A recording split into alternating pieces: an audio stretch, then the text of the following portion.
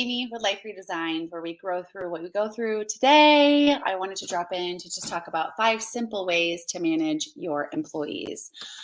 Let me know in the comments on a scale from 1 to 5 how you're doing, how you're feeling with managing your employees or your team right now. 1 just being like you have no idea what you're doing and you need a lot of help, and 5 just being like you're so confident and everything's just going so well with your team and your employees. So let me know in the comments and let's dive right in. So the first thing that we want to do to really make managing your employees effective is to set very clear expectations. Okay, I'm going to say this one more time because it's so important. Set clear expectations. Very clear expectations on what you expect from them and what they can expect from you. So very often with our employees, we tend to enter in a relationship of, this is what I need from you. Do this, do this, do this, do this, do this, right? And often we fail to mention what they can in return expect from us as their employer, as the owner, as their boss, as their leader. Okay. So you want to make sure that not only are you setting the expectations, but you're setting the clear expectations. So making sure that you're letting them know on this day, at this time, this training, this is what I'm expecting for you to focus on. And these are the things I want you to report back to me. Okay. After that, when you report back to me, what you can expect from me is A, B, and C. You can expect that I will evaluate your process, we will evaluate the training, and we will evaluate if this promotion is good for you. Okay, so you want to make sure that that is something that is set very, very clear. And as much as you can, set ahead of time on before any sort of projects that you're doing, before hiring anybody, for sure. Raise your hand with me if you've ever hired somebody and they've come in and they're like, I didn't know that I needed to do that. You know, I used to work in the restaurant industry and we would have people all the time come in and go, well, I have to work nights and weekends. And we were all like, it's a restaurant, like it's a bar. This is what you have to do, right? You know, I own a space that happens in the evening. So for me, it's very important that I set clear expectations. Like, you are going to have to work evenings, and I pay attention to things like what's going on in there, you know, how do they spend their time? How do they spend their free time? What's their schedule like? So if I know that somebody comes to apply for a job at my space, and they have volleyball that they're not willing to give up on Mondays. They have, you know, let's say they're going to school for something on Tuesday nights, taking a class. Wednesday nights is their, you know, their church, but they have Thursday nights free. Now I'm going to know right away that the clear expectation is like, listen, you are going to have to work nights here. So that's going to take up your Thursday, which is going to be your only day, nights and weekends. It's going to be your only day that you have free. I know that that relationship's not going to work out. So setting clear expectations also involves asking clear and direct questions. Like, tell me a little bit about a perfect day for you right now. What do your days look like right now? What does your schedule look like right now? If this happened, how would that make you feel? Asking very direct and clear questions. Number 2, you want to make sure that you have open communication. This is so important because it's going to allow your business to run effectively and efficiently when you have open communication with your employees. You want to make sure to use a communication channel to keep track because you want to track everything. I don't know about you, but for me, text messaging it just gets too crazy with my employees. So we actually use Slack, and everything is posted in there.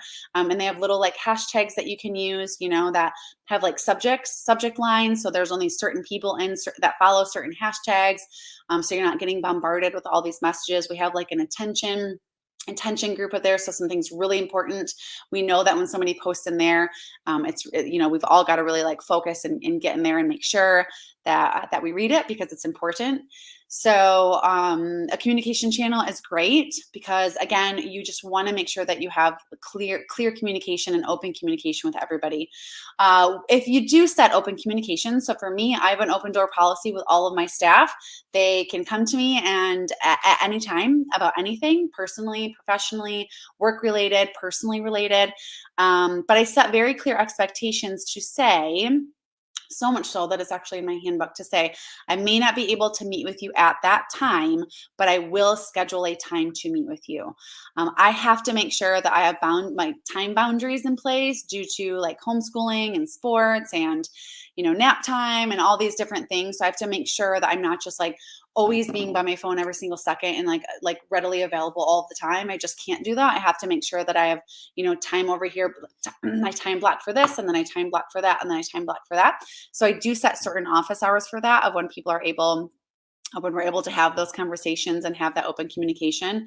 And it's also important because you want to allow them to feel like they can come to you with anything. Because here's the thing. If you allow them to feel like they can come to you with anything, guess what's going to happen?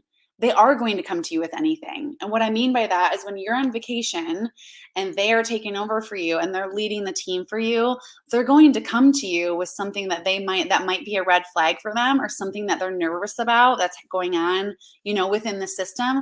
They're actually going to come to you because they feel comfortable with you and they feel comfortable communicating with you, and they know that you have open communication. So it's very important that you keep that open. Number 3, encourage teamwork. You want to cultivate relationships between them in a positive way, not in an unhealthy, codependent way, but in a positive way.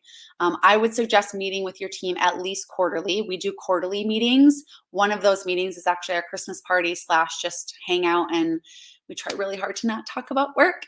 But we have our communication channel. So now that our system, with our system and our everything running as efficiently as it does throughout the year, we're able to do that. But at least meeting quarterly, I would definitely suggest that. And when you meet, doing things like, maybe it doesn't have to all be about work. Maybe it can be icebreakers, excuse me, and laughter and fun. We have we call them like mini pop-ups, like mini pop-up get-togethers for staff and students. So we cultivate that relationship. And then I also just cultivate the employee relationship. So, and it can just be really easy to kind of get in our rut of like putting our nose to the grind, like our nose to the grind and just kind of going. And then we just kind of forget to cultivate the relationship. And, when you cultivate the relationship between your employees, they're going to know that they have a community within each other and also within you. So the space becomes, now when they go through a hard time or they go through a celebration and they have people to celebrate with and they have people to carry them through a hard time, it becomes a really sacred space. And your employees are more in tune to what is going on inside the walls, but they're also going to probably stick around for a lot longer once you have those relationships cultivated. Number 4, check in often. I would recommend at least and minimum to, depending on what your system looks like, to check in weekly. In some form of way, to check in monthly, in some form of way, quarterly, and then semi-annually. So working backwards with that, I do goal setting and staff evals twice a year. And, people say, well, why do you do that? I do it so that they know that I support them in their wins and in their goal setting. I also do it to know that they are still in the right place in the company. Sometimes I find out that people are like trying to have a baby and those evals. I mean, which, for me being a woman only studio, like that affects that. So we also set goals to make sure like we get to celebrate together. I mean, this last year when I did goal setting, we got together, we did it at the end of the year last year, and it was awesome. It was like every single eval that I did and goal setting that we did, I was like, everyone is crushing it. Like everyone crushed it from the 6 months before when we set our goals. And it was so cool to hang out with them and be like, like you did it. We did it. It was just so great. And then it was on to the next ones of like, how can I support you? They feel supported as we go through that. Quarterly, we actually do staff meetings quarterly. Monthly, we actually check in with each other and cultivate a relationship monthly. We have a little staff little like gratitude box, and we just do gratitude notes, and we have like an employee of the month, and so we send messages with her and we read those just and put it in, put it on a YouTube video and put it in our staff Slack group so people can read them. How cool is that? It's like you get to hear a bunch of empowering stuff about yourself, and then if you're employee of the month, everyone just like shines you with love notes. It's just so cool. It's so great. And weekly, we do weekly. We also do our classes run in 8-week sessions. So I'm also making sure to check in sessionally every 8 weeks, so that we make sure to hit our numbers, because we're focused on retention, classes running, new schedules coming out week 5. So we have like a whole process within that. And then weekly, sometimes it's just me checking in. Hey, checking in. Does anybody need anything from me? Don't be afraid to ask that as a leader, as their boss. And number 5 is making sure that you reward hard work. Give promotions when needed. Make sure your eyes are there. If you are too busy to take a look at when people need promotions, please have someone there reminding you. Have your leaders be on you like, hey, this person's doing a really good job. We should really consider a promotion. Okay, I have that. Do free seminars for them. I do free staff workshops twice a year. We also do we're doing a big party this year for our 10th anniversary. How fun is that? That's just going to be, everybody can come and cultivate that relationship.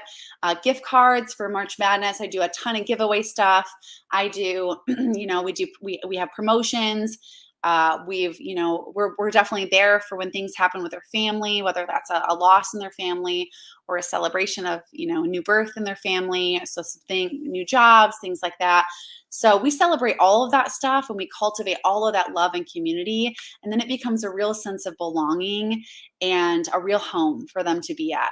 So those are 5 simple ways to manage your employees. And here's your homework, because I love to give you homework, because why not, right? So I want you to just choose one of the 5 things that I had mentioned and that we talked about today, and just let me know how you're going to implement it or how you're going to work on it. I'd love to know. Report back to me. Let me know how it goes. I can't wait to hear. Thanks for joining me today in Life Redesigned, and I will see you next time.